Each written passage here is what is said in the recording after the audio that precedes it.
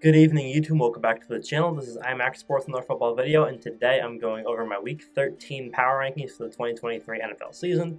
It's crazy that we only have 6 weeks left of the season. It feels like the season just started, but every year football season goes by way faster than the off season does. Luckily, we have the playoffs after that, but also I apologize for the camera quality because my webcam is not with me right now, so I can't use that. So let's get right into it. First order of business, I have added the markers to see how teams have improved or gotten worse from week to week. So people were asking for this, so I put them in this week. The Panthers, the Patriots, and the Cardinals all stayed where they were, as they all did lose, in fact. And then the Bears technically have moved down one spot, but that's only because they were passed by somebody. They're going to be playing on Monday Night Football. I expect the Bears to lose that game, but even if they win, the Vikings are an inconsistent team, and the Bears might move up maybe 2 or 3 spots, but I really don't see them moving up a whole lot with a win tomorrow night. That being said, the Panthers got pretty much blown out for half of the game by Tennessee before they eventually came back and started doing something offensively, but it was a little too late. The Patriots lost on a missed field goal against the Giants. Chad Ryland is now 12 of 18 on field goal attempts in his career. He's missed 6, a third of his field goals, and Nick Folk has missed, I believe, 11 in the last 4 years. So if we still had him, then we may have been able to win the game. As for the Cardinals, they got demolished by the Rams. Kyron Williams came back, and he just completely smoked everyone in existence in his return game against Arizona. Moving on, they have 4 wins. We have the Jets at 28, we have Washington at 27, we have the Giants at 26, we have the Titans at 25, and the Buccaneers at 24. The Jets have had the highest highs this season, but they also are currently on the lowest of lows for these teams. The Jets did beat the Eagles in Buffalo earlier on in the year. They beat Buffalo week 1, and they beat the Eagles about 5 weeks ago. 5 or 6 weeks ago with the bye week. But they are on a 4-game losing streak, which is the longest losing streak of any of the teams here. They've played some pretty poor opponents in that time period, and they have played 2 games against strong opponents, against Buffalo, and then this week against the Dolphins, but both of those games were absolute demolitions. They weren't even within 3 scores. The Jets have been terrible ever since they beat the Eagles, and they just continue to get worse and worse every week. Washington also has been getting worse and worse every week, and so have the Tampa Bay Buccaneers. All 3 of those teams started off very strong. The Jets were 4-3. Washington, I believe, was 3-1 at one point, and the Buccaneers were 3-2. And all of those teams have fallen away from grace. They all only have 4 wins. Washington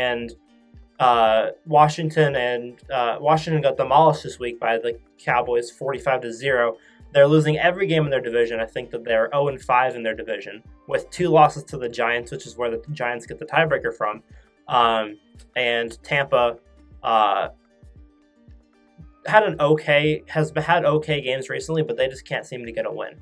As for the Giants, they only beat the Patriots this week, but they went up 3 spots just because they needed to put them above Washington. They're 2-0 against the Commanders. They have the same record as them now. It's only respectful to put them above Washington at this point. As for the Titans, Tennessee's weird. Derrick Henry had a good game. I'm excited. I hope Derrick Henry has a strong end to the season. I'm a big Derrick Henry guy. But they just beat the Panthers, so they didn't really improve. They just kind of moved ahead of teams that moved below them. Moving on, we have the Raiders at 23 and the Chargers at 22. These teams are what I believe to be definitionally mid in the NFL this season. The Raiders are 5-6 and the Chargers are 4-7. Yes, there are 4-7 teams above the Raiders.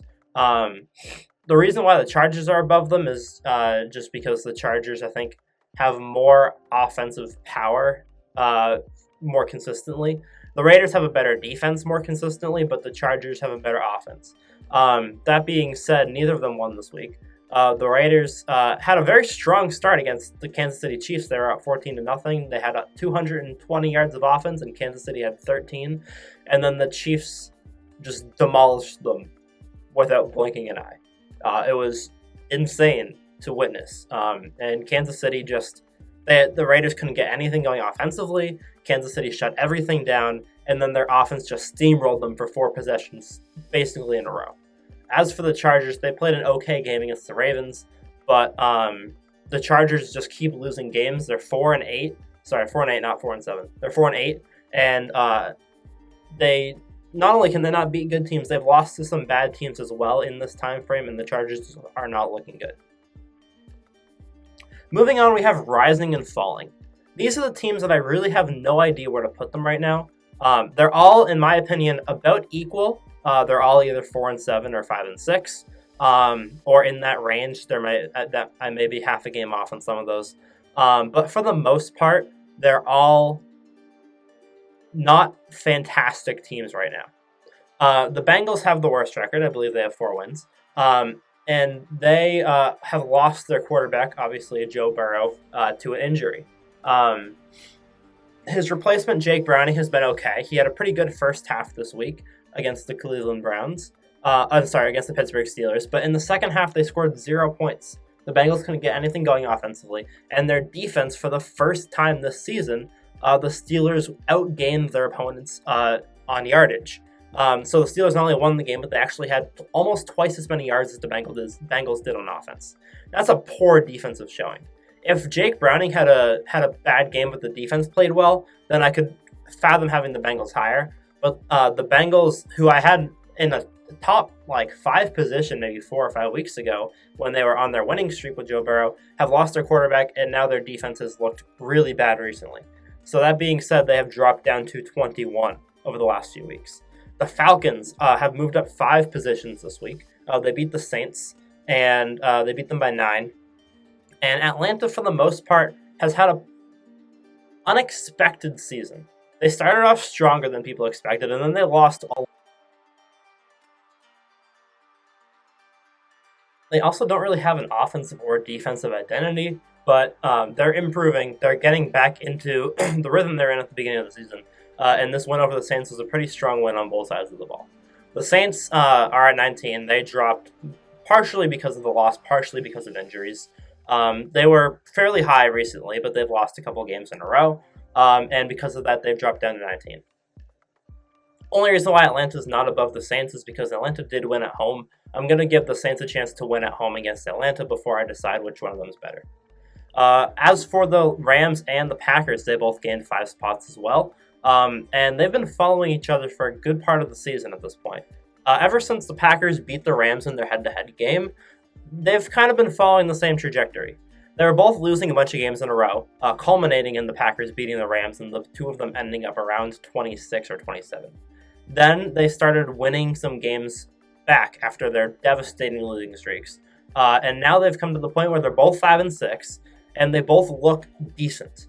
The Packers had their best win of the season this week. They beat the Lions, one of the best teams in the league. And the Rams didn't have the best opponent ever, but their offense looked good with Kyren Williams. The Rams are 4-3 this season with Kyren Williams. They're significantly better with him than without him, as they're 1-3 without him. And now that he's back, I think that's going to bring some new life to the Rams offense that they haven't had in a long time, and I'm excited to see where it takes them. Moving on to somewhat confused, we have the Seahawks at 16, the Colts at 15, and the Vikings at 14. All 3 of these teams are 6-5. The Vikings are playing tomorrow night against the Chicago Bears. If they lose that game, then they'll move down to 16. But I'll keep them in this tier. If they win that game, then they're going to stay where they are because they're playing against the Bears. I don't really expect much to change unless they just get demolished by the Bears, which I don't see happening. That being said, Seattle lost 4 positions this week with their loss to the 49ers. I expected Seattle to win, but it was because it was a home game. If it was close, they wouldn't have lost any places, but they got demolished, and they're on a losing streak. Seattle looked very strong to start off the season. I thought they were going to be contenders when they beat the Lions, but since that game, they've really just been going downhill. They've lost a lot of games recently, and then this week, their only win recently was against Washington, and it was a 2-point win that they almost lost that game as well. Seattle just hasn't been playing like a top 10 team right now. I just think that they're a little confused. I do think that they're better than the Colts and the Vikings right now, but the reason why they're lower in the power rankings is because those 2 teams are performing better. Minnesota was on a 5-game winning streak before losing to the Broncos last week. Well, the Broncos are on a tear of their own. They're on some different planet right now, so that's forgivable. But I do need to see them beat a better team before putting them back up a little bit higher. As for the Colts, they haven't had the most difficult schedule in the world recently, which is why they've been recovering in the standings. But they had a strong schedule to start off the season, and they did fairly well with it. They lost a couple more games than they won, but they won some strong games against teams like the Ravens, and they played well against the Jaguars and some other teams. So the Colts are coming back. They're getting their record back up, and I think that they have a chance to make the playoffs.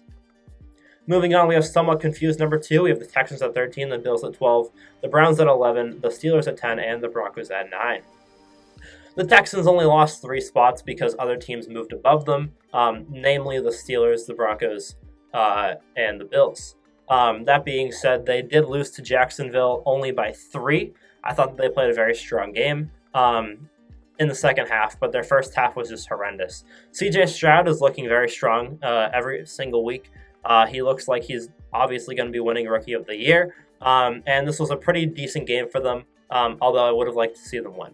As for the Bills, they lost 1 position this week. The Steelers and Broncos passed them up, but the Texans fell below them. They're at 12 for right now after their loss to the Eagles. It was a very impressive game. They were up by 10 late in the fourth quarter. The Eagles were able to come back to win, but the Bills played a strong. It was a good game. Both teams get an A for that game. The Eagles get an A, and the Bills get an A-, but both teams played very strong. Buffalo's offense was clicking, and Dalton Kincaid has been really strong in this offense recently. The Bills are 6-6, which is a little bit underwhelming for them, but I do think that they have a chance to either improve and get into a playoff position or just completely fall off the cliff.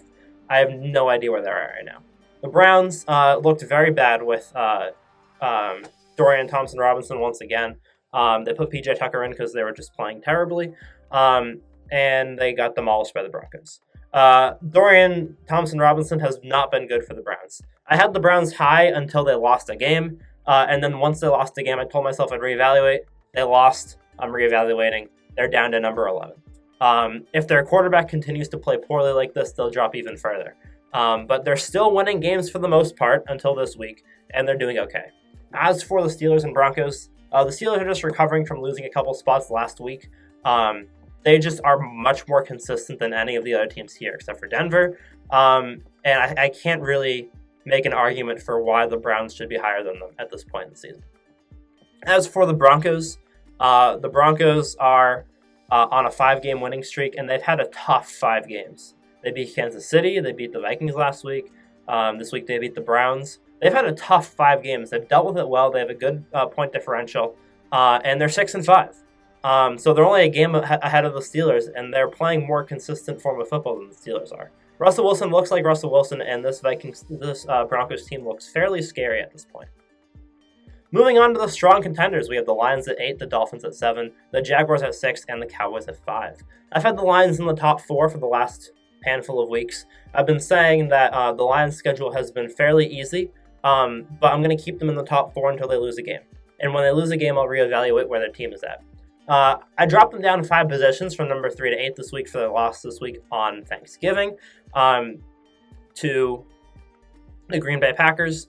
The Packers obviously are not as good of a team as the Lions are, but the Lions should have won that game. They should have been able to have more offense in the first half, and they should have been able to control the game better. They didn't, and again, they've had a fairly easy schedule. They've done okay with it, but they've lost games that I think that they should be winning.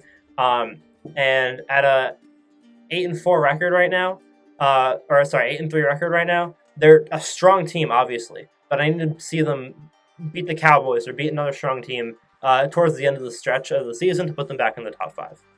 The Dolphins, the Jaguars, and the Cowboys all moved up 2 spots this week. They all got very strong wins. Jacksonville beat the Texans by 3. The Dolphins demolished the Jets, and the Cowboys demolished Washington.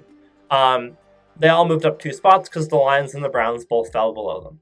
I didn't think any of their games were particularly better than the others. The Dolphins had a better point differential than the Jaguars did, but the Jaguars had the hardest opponent of the 3. So yeah, they all moved up 2 spots because the Lions and Browns fell, which I think is pretty fair. And finally, we have the NFL's elite. We have the Eagles at number 1, we have the Ravens at number 2, we have Kansas City at number 3, and San Francisco at number 4. Eagles, Ravens, and Chiefs stayed in the same spot. The San Francisco 49ers not only moved up 2 spots like the other teams that they were tied with, they moved up 3 spots with their win this week over the Seattle Seahawks. Over the last 3 weeks, since their 3-game losing streak, the San Francisco 49ers have played the Seahawks, they've played the Jaguars, and they played another team. I don't remember exactly who it was last week. But 2 very strong teams.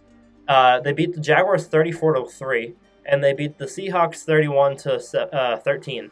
They have a total point differential of, I believe, 91-30 or something over the last 3 weeks. They look like the 49ers that were 5-0 at the start of the season.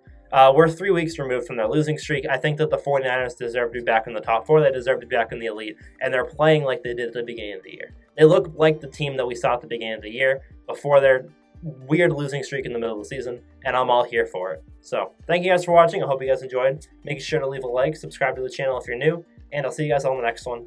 Peace.